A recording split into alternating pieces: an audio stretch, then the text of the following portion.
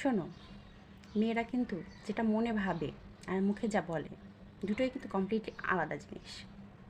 যেমন মনে করো, যদি বলে আমি যাব না, যাও, তার মানে আমি যাব, আমাকে আর 4-5 বার রিকোয়েস্ট করতে হবে। তারপর যদি বলে মনে করো আমি জানি না, যাও, তার মানে আমি সবটাই জানি, আমাকে তেলাতে লাগবে, আর কিছুক্ষণ তেলালে আমি বলতে পারি। যদি জিজ্ঞেস করো কি হয়েছে, কই আমার তো কিছু হয়নি, তার মানে মনে করবা কিছু একটা হয়েছে।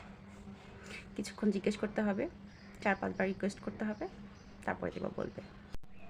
আমি রাগ করে তোমাকে ব্লক করে দেবো, আর মনে মনে চাবো তুমি অন্য কোনো নাম্বার থেকে আমাকে ফোন দাও, আমাকে নক করো, হোয়াটসঅ্যাপে, ফেসবুকে, মেসেঞ্জারে, আচ্ছা যাও, যাই হোক, জিমেলে তো নক করতে পারতা।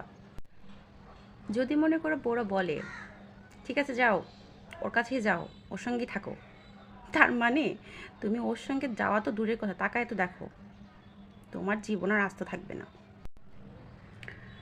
যদি বলে যা খুশি তাই করো, করতে পারবা? তোমার এত সাহস আছে? আমাকে একদম কল করবে না, তার মানে বলছি কি জানো, যে কল করতে থাকো আমাকে, যতক্ষণ না আমার রাগ ভাঙছে, যতক্ষণ না আমার মুড ঠিক হচ্ছে। কল কল আমি কল ধরবো না, তুমি কল করা ছাড়বা কেন, তুমি কেন হাল ছাড়বা?